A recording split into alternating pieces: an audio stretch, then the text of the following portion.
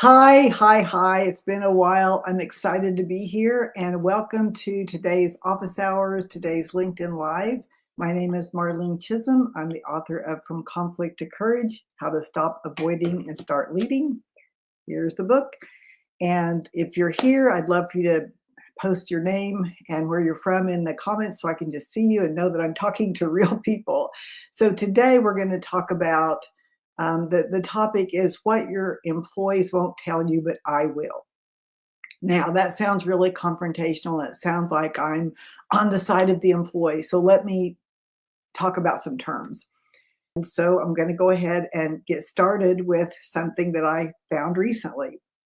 And that was a 2023 survey by SHRM, which, as you know, is the Society for Human Resources Management.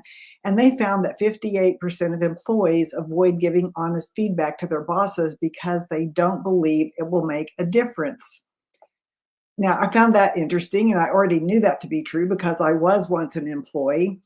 So it's not just leaders that avoid. Employees avoid conversations with their leaders, with their bosses.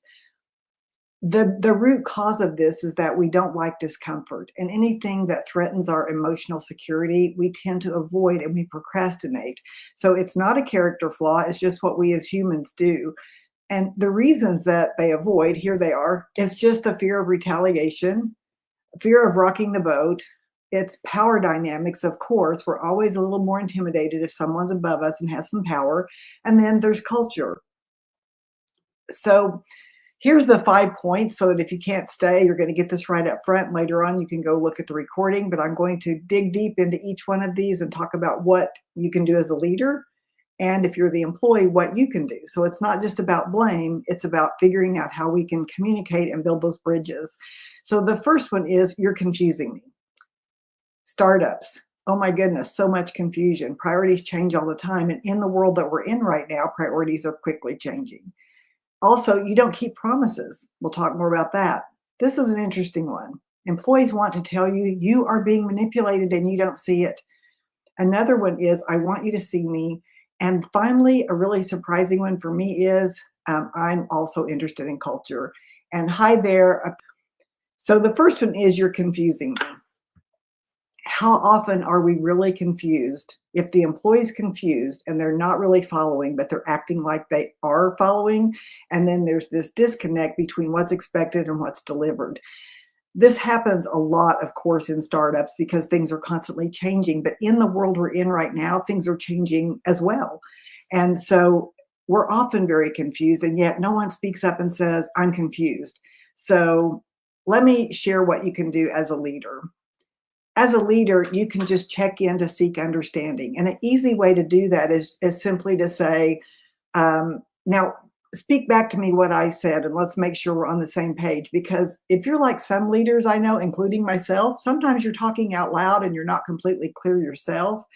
And I've really learned a technique. I'm in a group called Strategic Coach, and I've learned about writing an impact filter before giving direction so that we're really clear ourselves before we give direction versus just talking out loud.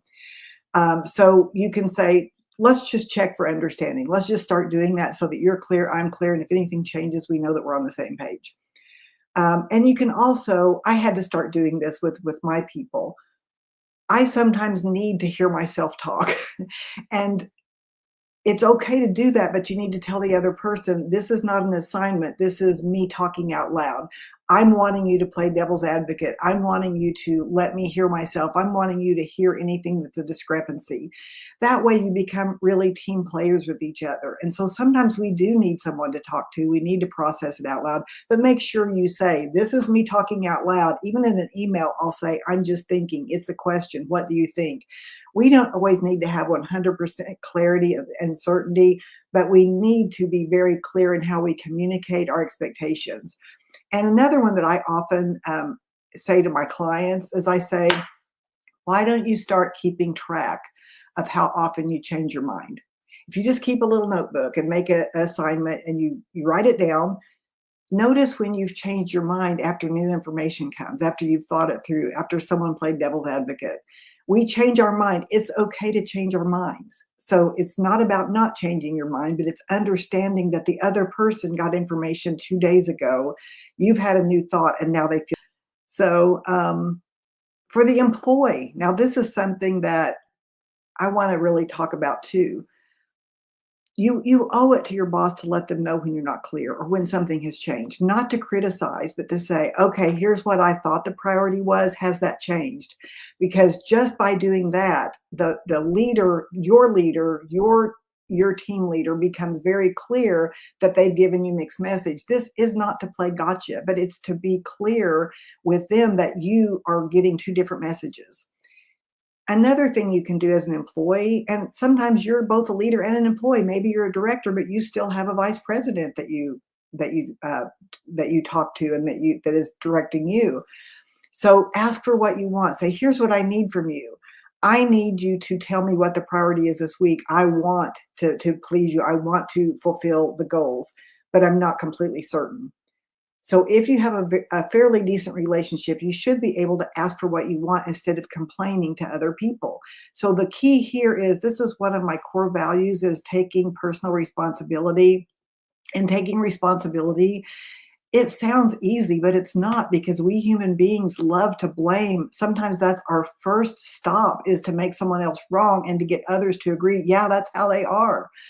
So if you can say, well, am I being responsible when I complain about this? Or you can tell a friend, I need to vent, but then I actually need to go talk to my leader. That's really where you need to go with this. So that's the first one, is I'm not clear. There's things you can do as a leader and there's things you can do as an employee. So hide them. So let's look at the next one. The next one that employees might say is, you don't keep your promises. And I bet that's a surprise to so many leaders, because most of us think of ourselves, especially if we've earned a leadership position, that we have integrity, that we keep our promises. And yet so many employees don't feel like their leaders keep promises. Now I'm going to give you some inside scoop on this.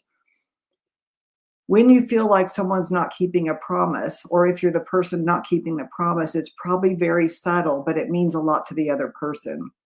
For example, I talk about this in my book. I'm going to hold it up once again, just in case you didn't get it. Here it is, From Conflict to Courage: How to Stop Avoiding and Start Leading. One of the key qualities of an avoidant type of leader, and leaders don't see this as avoidance, but it's what I call appeasing. So I talk about appeasing, avoidance, appeasing, and aggression. People that avoid know they avoid. People that appease don't realize they're appeasing. And appeasing is wanting to make someone happy by saying, love the idea. I'll bring that up next time in the meeting. I'll get back with you. Let's do lunch. Get back with me. And they don't really mean it. They're trying to resolve the tension right now. So I've got some tips for you, what to do as a leader. So what to do as a leader is, let your word be golden.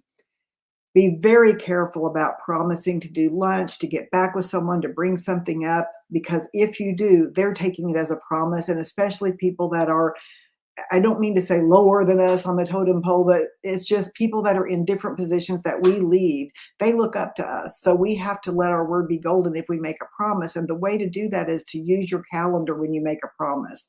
And if you realize that you dropped the ball, don't just avoid it and hope that they forgot it, because the truth is they have not forgotten it. Apologize that you dropped the ball. And even if you have to say, I'm not going to be able to fulfill that, I spoke out of turn, I was excited initially, here's why, because that's what's going to create a better relationship, just to learn how to build trust by keeping your promises. Here's what you can do if you're an employee. You can ask, when there's an agreement that's important to you, you can say, would you mind if we go ahead and schedule that on the calendar? Or can I circle back in 2 weeks to make sure that we don't drop the ball on this? This kind of puts your boss or your leader in a little bit of a struggle here, because if they're appeasing, they're not going to want to do it. But that's going to tell you that they don't really mean it. And I hate to say that, but people do this all the time.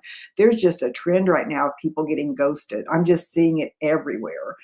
So what you can do is you can start to ask for what you want. Hey, we talked about XYZ last week.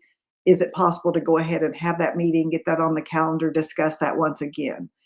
Now, I want you to realize that we can only be as honest as our own levels of self-awareness. And so a lot of times we have habits and we mean to be honest, we mean to be straightforward, but we're just not, and we don't know it. So what I want to say is that if you have a boss that's overwhelmed, overworked, just give some grace and realize that this may be a blind spot, and then take this as an example of what you don't want to do.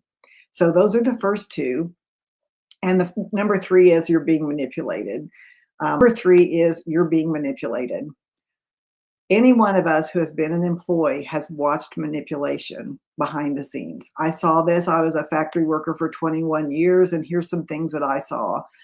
I saw that there was the person that was the pet, sort of the right hand person, whispering to the leader about all the things that everybody else was doing. Unbeknownst to the leader, that person is digging in deep, becoming friends, befriending other people while they're doing the things they shouldn't be doing or whatnot. And then they're going and telling that leader.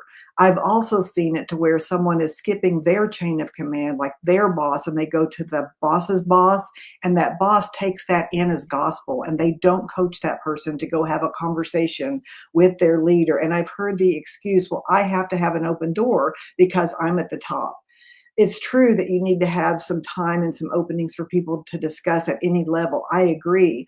But what you really need to do is facilitate that conversation between those two. Otherwise, you're hurting the chain of command and resolving problems with that issue instead of saying, well, that person ought to be able to solve the problem because they're in a management position. Not necessarily, especially if they haven't been trained. So that's what you're hoping for, but that's not always the way it is. So if you can either be a mediator or coach that person on how to go have that conversation, I think that's really just a better way to approach it. So here's what the leader can do, especially on the executive team. It's really easy for other executives to just agree with everything you say if you're a top leader. So you want to assign someone to play devil's advocate at your meetings, on your decisions. You want to assign that so you look for holes in your decision making. And I also have a rule of don't allow power of attorney. So power of attorney is what I just talked about, where someone comes and represents everybody else by saying, you ought to hear what everybody else is complaining about, perhaps even about your leadership. Everybody is saying, this is a distraction that I talk about in some of the courses that I teach, where someone is trying to get on your good side by giving you inside information. You never want to let someone represent everybody. What you want to do is you want to be able to say, what do you think? Since everybody's not in the room, we can either call them in or you can tell me what you think. And 9 times out of 10, that person will say, oh, I'm fine with it. I just felt that you needed the inside scoop of what everybody else was saying. So be really careful of the person that's gossiping or giving you inside information. If they're giving you a lot of inside information, it's not helping you. It's actually disrupting the team. And finally, you just want to admit mistakes. Just admit when you've made a mistake, and that's gonna go a long way.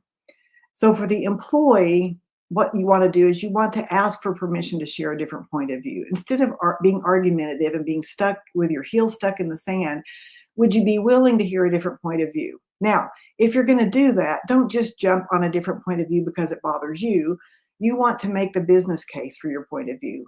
From my perspective, this affects our productivity. From my perspective, this hurts our customer service.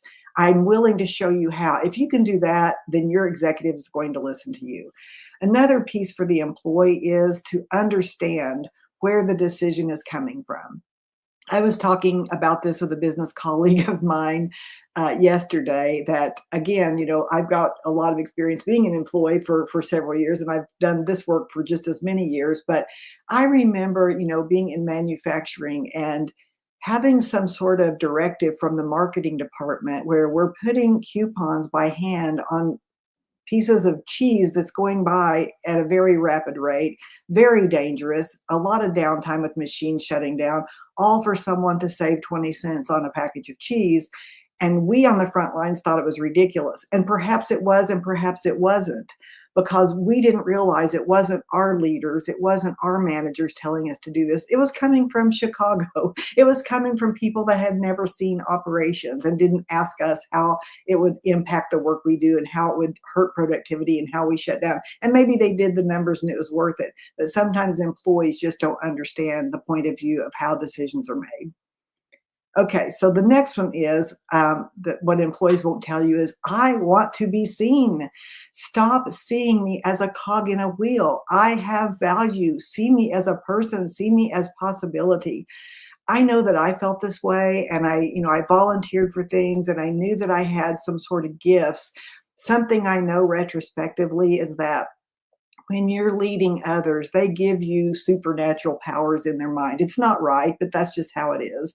And so we're always looking for some sort of acknowledgement or approval from someone who is our leader. And so if we don't see people and all we do is look at them as a cog in a wheel, it's going to cause a lot of problems. So let's go forward and talk about what you can do as a leader.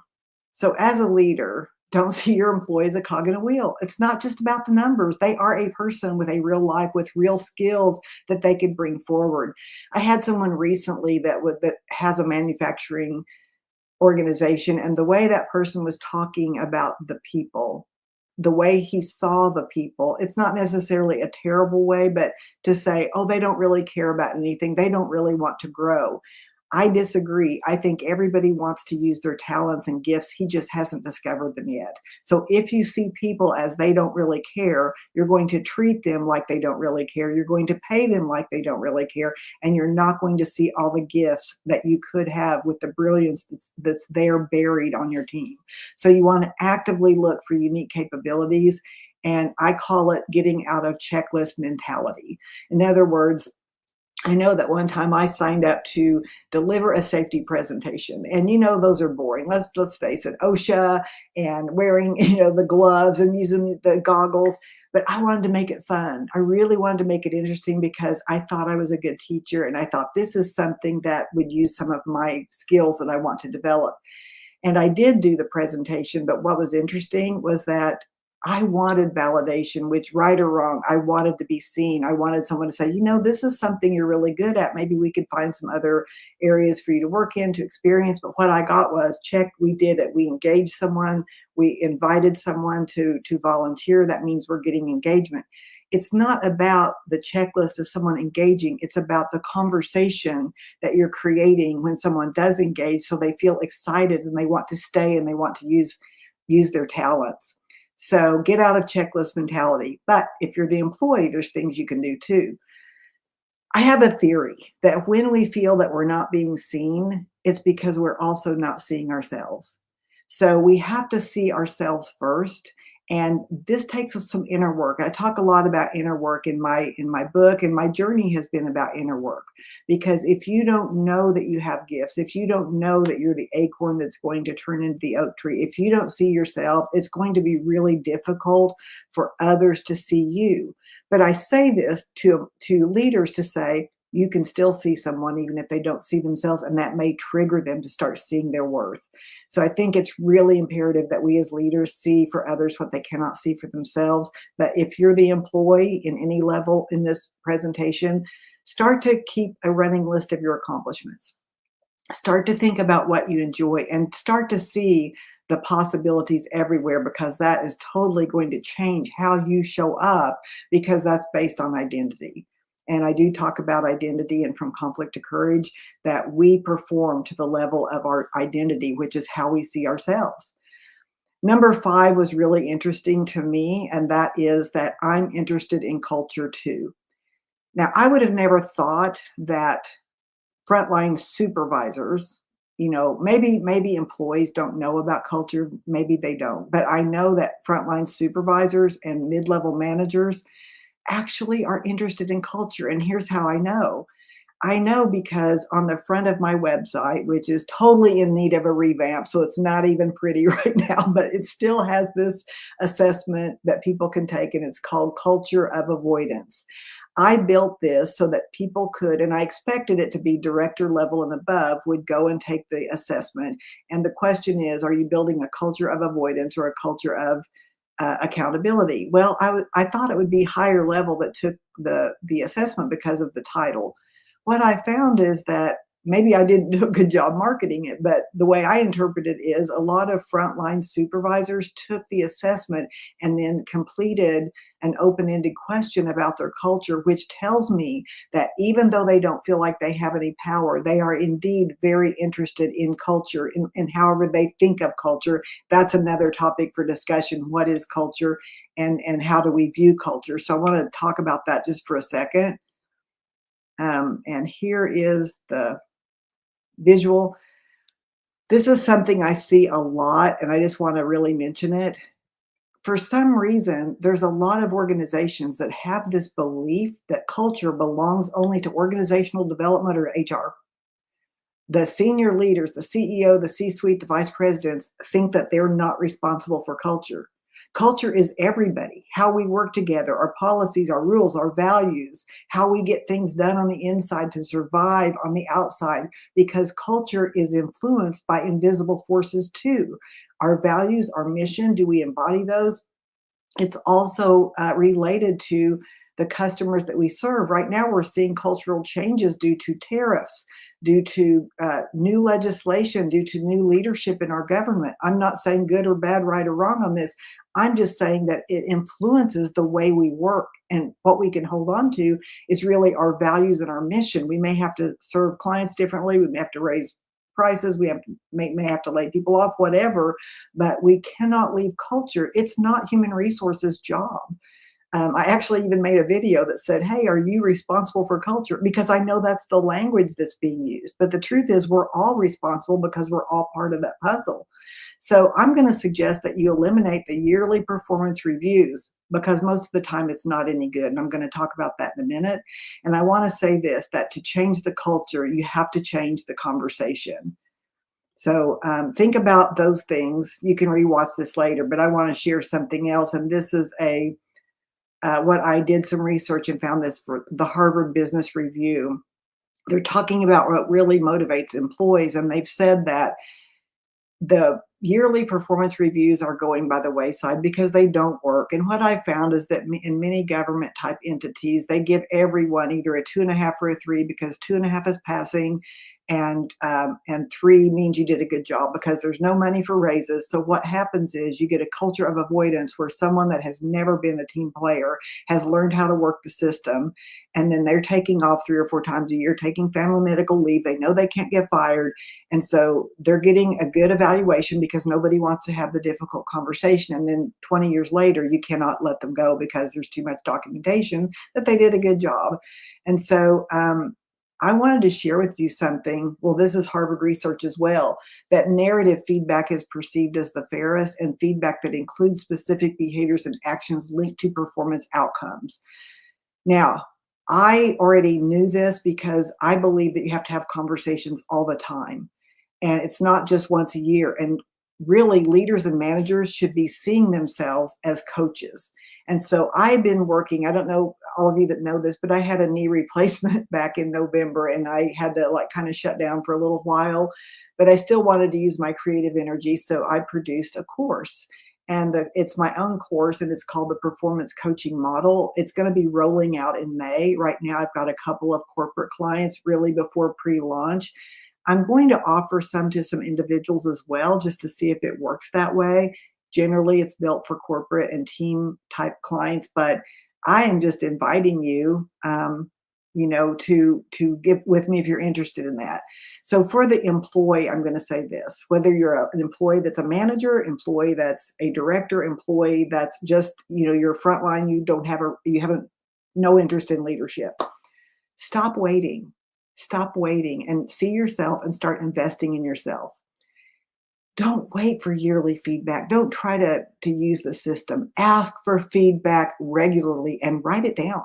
Keep track of what's being said to you, because that way you know your value and you're asking for it. You're asking for improvement. It's so much easier as a leader to give improvement if someone says, am I doing a good job? Am I completing this as you want?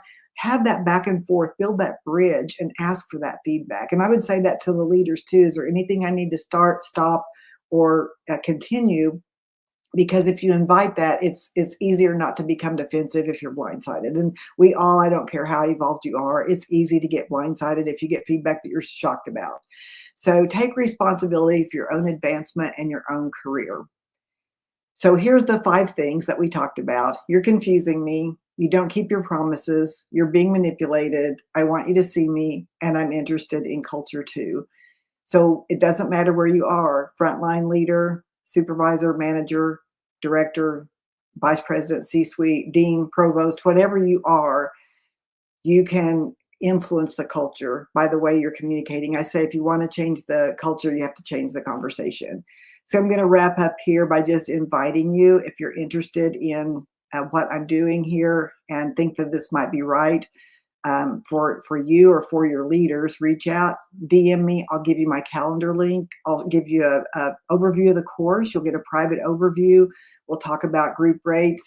Stay on the lookout because it's also going to be offered to individuals, probably a small group, 10 or 20, just to see how that works. I want to make sure I'm really delivering value. Can't wait to hear what you thought about today's program. Would love some testimonials, some emails, and for you to share this. And until we meet again, thanks so much for joining me.